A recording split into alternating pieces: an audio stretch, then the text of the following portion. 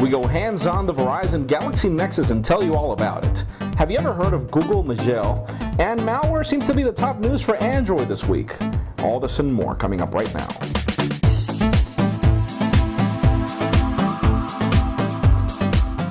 Hello everyone, I'm Jaime Rivera with Pocketnow.com and welcome to Android Revolution, the show where we go through what's hot and what's not inside the world of Google's Android project. Let's start this week off with what's hot.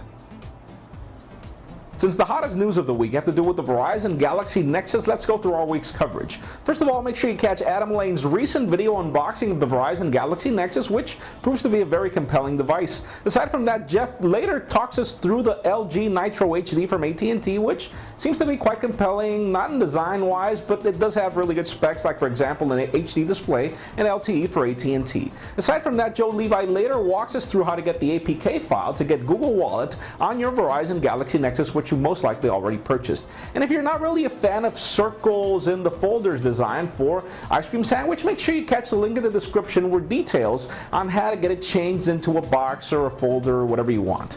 Joe also takes the time to show us the Nova launcher for Android, and hey, if you're wondering if those other launchers like for example ADW and Launcher Pro work on Ice Cream Sandwich, make sure you watch the video from Joe Levi, which brings us all the details on what works and what doesn't.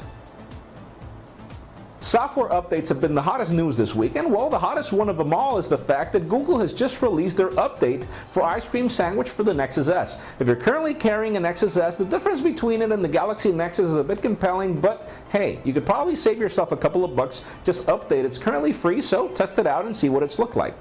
Facebook has just updated their timeline feature to work on their website, and interesting enough, Android is going to be the first operating system to be able to rock it. So all you have to do is update for timelines to work as your new wall in Facebook, and you'll see the new updates on the Facebook application as long as you update it.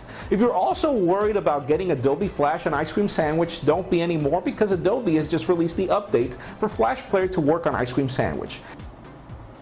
Out of the rumors for the week, Sony, and wait, notice that. I didn't mention Sony Ericsson, I mentioned Sony, has just launched images of an Xperia LT22 device showing, well, the typical ARC design, but sadly no Ericsson from here on. Not sure what to expect there. And while Sony's Walkman Z also came through the FCC, getting that Android love on a music player that's not going to become a phone, kind of interesting for those of you that are interested.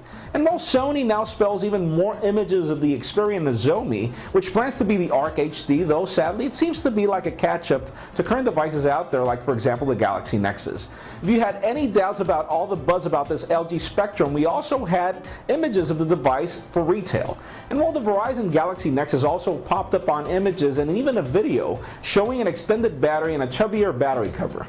Wonder what that'll be like, and well, what is this about Google Mageia? What's this project? And well, it seems that Google's planning to strike back at Apple's Siri with a new service which will bring you more natural voice control. Not saying you don't have voice control on Android devices, just Siri's a bit more natural. So it seems that Google's working on this project with Google X to launch a more natural software, and if you wonder what Mageia is, look at Star Trek.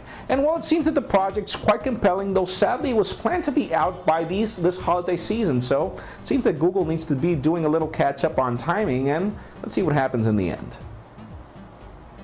On the dark side for the week, have a look at Joe Levi's recent article on all the top modifications you can give the Galaxy Nexus because it's so easy to root it and unlock it. Later, make sure you catch this article from Joe, which brings you different details and things you could do with the Ice Cream Sandwich launcher, which looks quite compelling after your rooting treatment. And while the Motorola Droid Razr also came up on video with Ice Cream Sandwich running on it, though sadly it's not official. So, not sure when that's coming, but it has been announced, so let's hope it's soon. And before we go through what's not hot, well, let's talk about the smartphone releases for the week. We only got one, and that was the LG Prada phone that finally came out. It's not going to be called the K2, but sadly it's going to be called the Prada phone by LG 3.0. Kind of a weird name.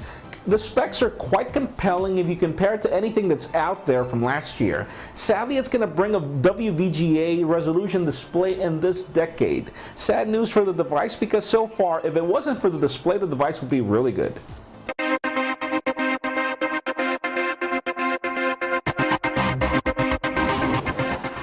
That does it for What's Hot. Let's continue on with What's Not. And well, recent studies show that malware on Android isn't getting any better. So far, studies even show the fact that malware applications have doubled in the past 6 months. Now, an interesting note here is that it seems that all these malware attempts are not coming from the Android market. They're either coming from other application sources, like for example some other app stores out there, and even the fact that you siloed applications after you either do it legally or root it. Now, interesting enough is the fact that Google seems to be crossing their arms there and just saying, well, it's not our fault, when Google doesn't really have a clear picture of how much this is actually hindering the platform.